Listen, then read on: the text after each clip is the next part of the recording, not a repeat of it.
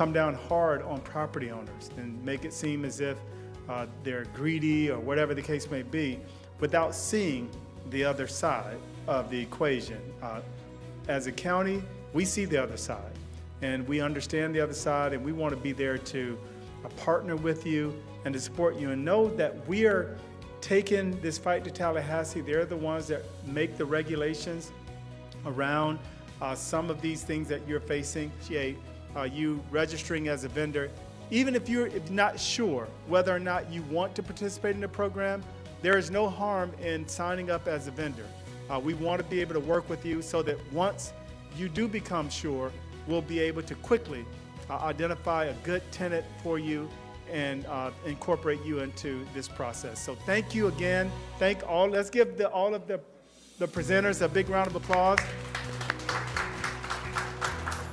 I do want to point to the screen. If you look at the screen and you want to use the online portal to register, you can just use the QR code there and you can register right there from your phone.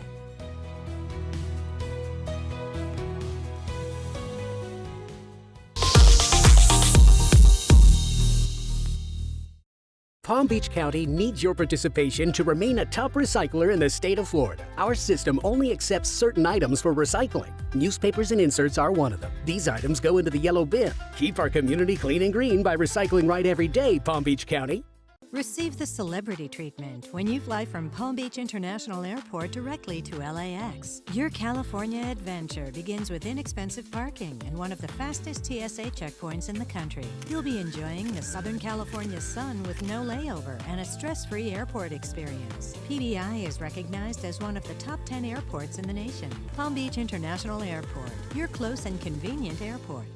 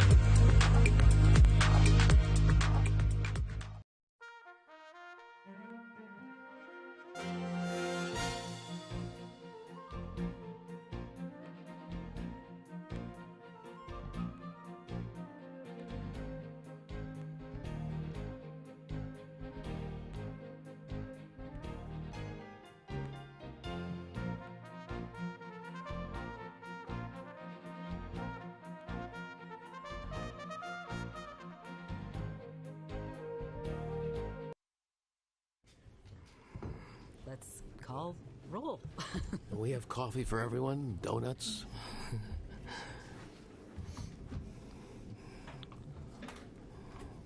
Good morning. Commissioner Pavlik? Here. Commissioner Kern? Here. Commissioner Kelly? Here.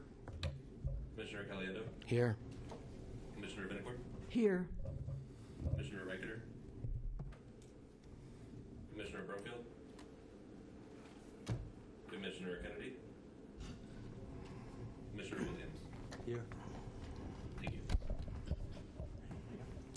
you. Please note for the record, Commissioner Brumfield just showed up. Thank you. Oh, yeah, same.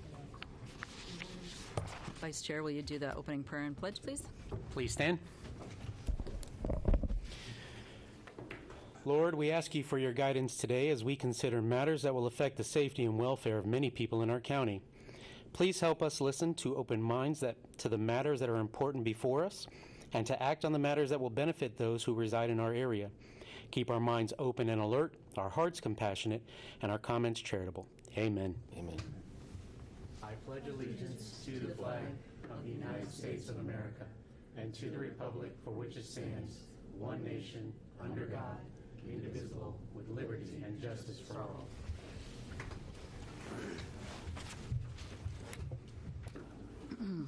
The Zoning Commission of Palm Beach County has convened at 9 a.m. in the Vista Center Ken Rogers Hearing Room, VC 1W47, 2300 North Jog Road, West Palm Beach, Florida, to consider proposed applications and staff recommendations pursuant to the Palm Beach County Unified Land Development Code. The Commission takes final action regarding Class B conditional uses, subdivision variances, and Type 2 variances, and issues advisory recommendations on other requests. The Board of County Commissioners of Palm Beach County will conduct a public hearing at 301 North Olive Avenue, West Palm Beach, Florida, in the Jane M. Thompson Memorial Chambers, 6th floor at 9:30 on applications not subject to Zoning Commission final action. Zoning hearings are quasi-judicial in nature and must be conducted to afford parties due process. The Board of County Commissioners has adopted procedures for conduct of quasi-judicial hearings to govern the conduct of such proceedings. The procedures include the following. Any communication with commissioners which occurs outside the public hearing must be fully disclosed at the hearing. Applications and persons attending the hearing may question commissioners regarding their disclosures. Such questions shall be limited solely to the disclosures made at the hearing or the written communication made a part of the record at the hearing. Any person representing a group or organization must provide documentation that the person representing the group has the actual authority to do so regarding the matter before the commission. Any person who wishes to speak at the hearing will be sworn in and may be subject to cross-examination. The applicant and county staff may cross-examine witnesses. Any other persons attending the hearing may submit cross-examination questions, including follow-up questions, to the chair, who will conduct the examination. The scope of cross-examination is limited to the facts alleged by the witness in relation to the application. Public comment is encouraged, and all relevant information should be presented to the Commission in order that a fair and appropriate decision can be made. We have proof of publication. Motion to receive. Motion to receive by Commissioner Caliendo. Do I have a second? Second. A second by Commissioner Kern. All in favor? Aye. Aye. Motion passes. County Attorney, would you swear anyone? All those wishing to testify or speak on today's items, please rise and raise your right hand. Do you swear or affirm to tell the truth, the whole truth, and nothing but the truth? Do I have a motion to approve the minutes? Motion to approve the minutes. A motion approved by Caliendo, seconded by Commissioner Kennedy. All those in favor? Aye. I'm not Commissioner Kennedy. I'm Venicor. I'm so sorry. It's okay. Don't shoot me. All those in favor? Aye. Motion approves for the minutes. Are there amendments to the agenda?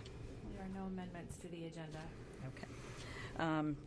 Do we have any motion to adopt the The agenda? motion to adopt the agenda. I'll second the motion. Okay. A motion made by Commissioner Caliendo, seconded by Commissioner Venicor. All those in favor? Aye. Motion passes. Do we have any disclosures for any items on the agenda? Yes, I have disclosures. Okay.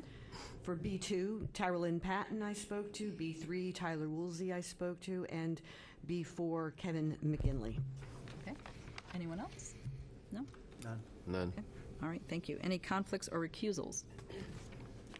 No? No, Madam Chair. Nope. Okay. Moving on. Item A is postponed. Yes, item number 1, Z 2024-318 Cateau Residence. There's no motion necessary. This will be postponed to the October 3rd hearing.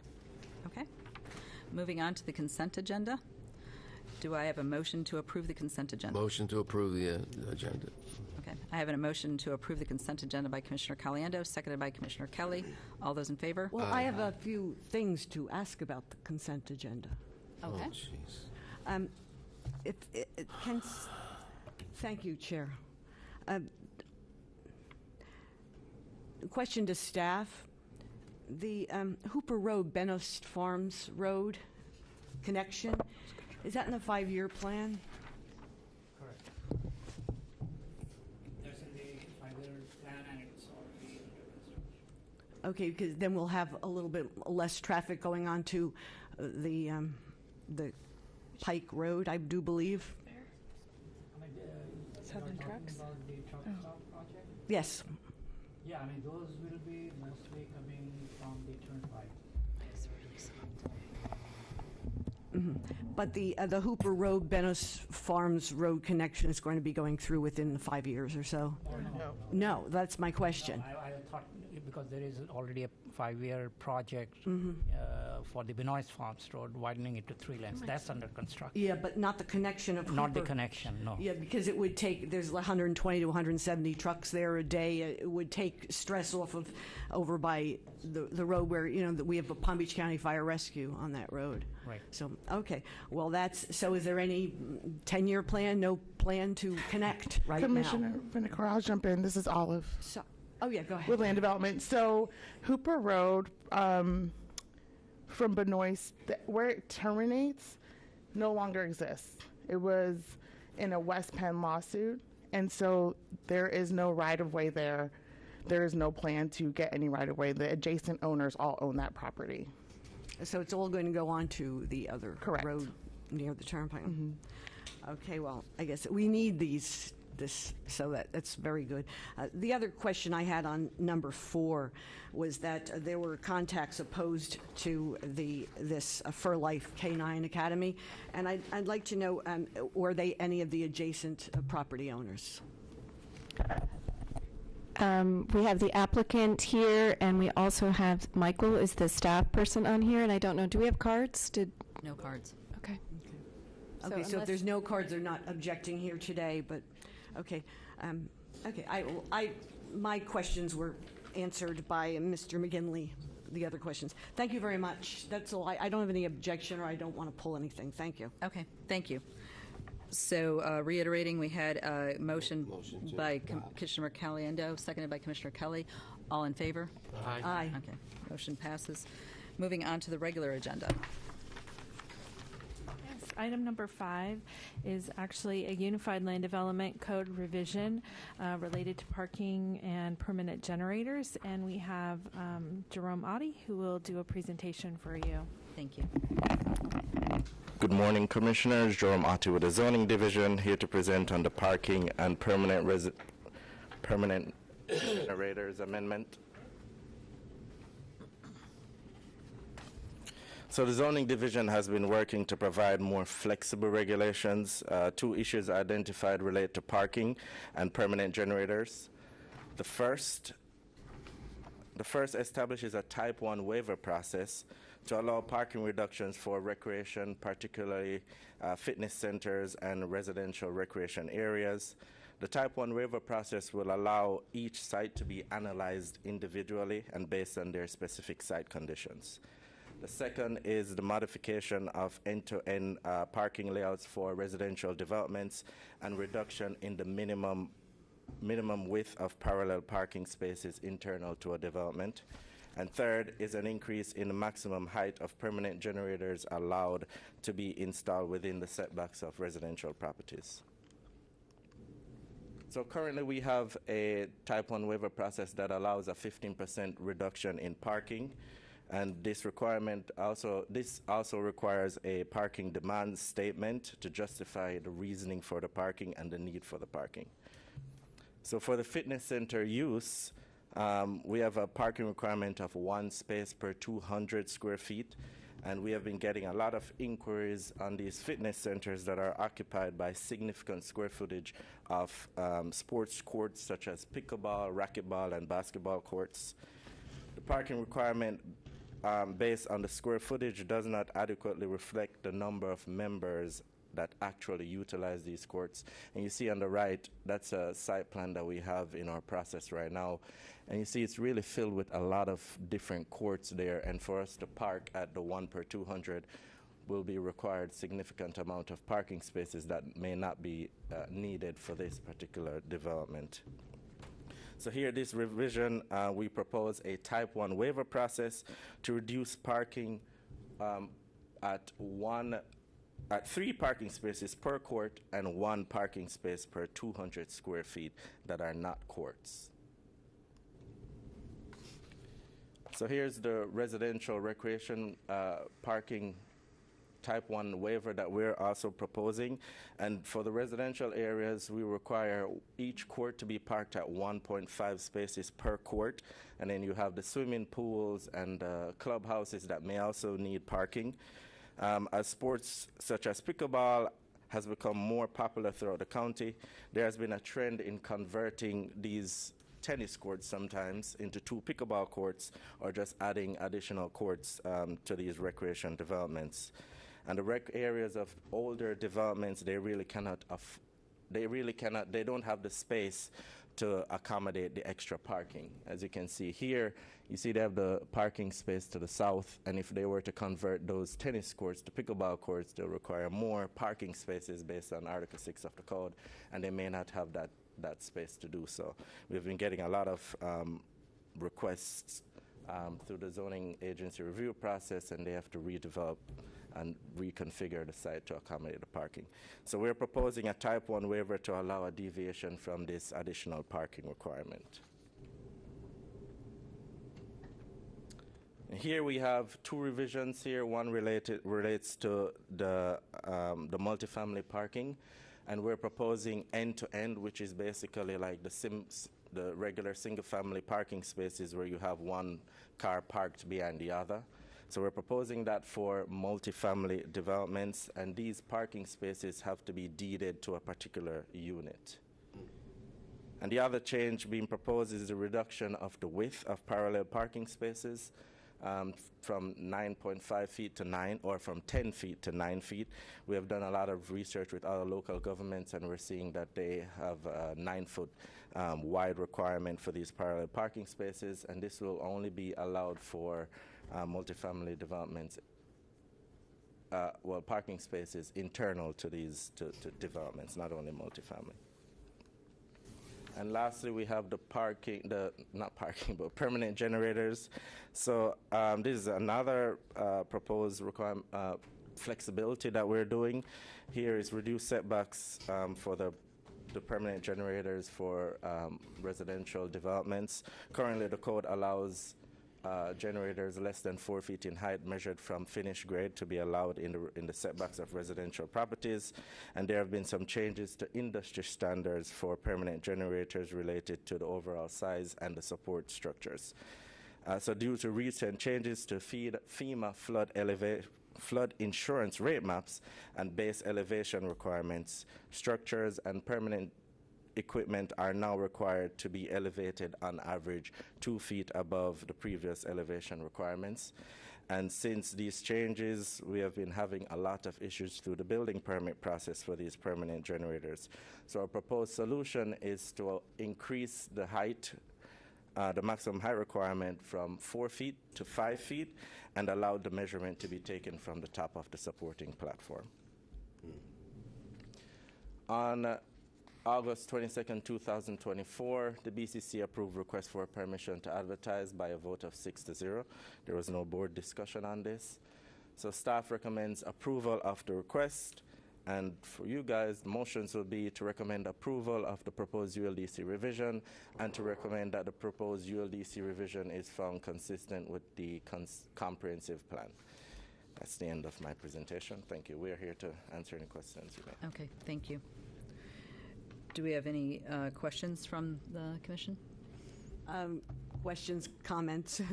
A little wordsmithing here. On the proposed language, Section 3A, 1A2, you have parking spaces may be side to side. Shouldn't that be side by side for consistency? You have side by side on the next page. It's not side to side, it's side by side, correct? On which page is that one? Exhibit 1B, first page. The underlined red. Yes, we can make that change. Okay, to fix that, to be side by side. Yes. Okay, and also on Exhibit 1C, permanent generators, the first page. In the underlined new language, the generator rear, that's line number 21. Okay, the generator rear and side setbacks, it should be plural, correct? Yes. Yes, okay, and that can be fixed. Yes. And on line number 22, with 5 feet for SFDs and residential uses within, it should be an SFD whenever you have a before a consonant that's pronounced with a vowel, it should be an, A-N-S-F-D, unless you say a single-family dwelling. Okay? Okay, and is there any accommodation for angulated parking? No, don't need any code for that within multifamily? They're allowed to have angled parking. Yeah.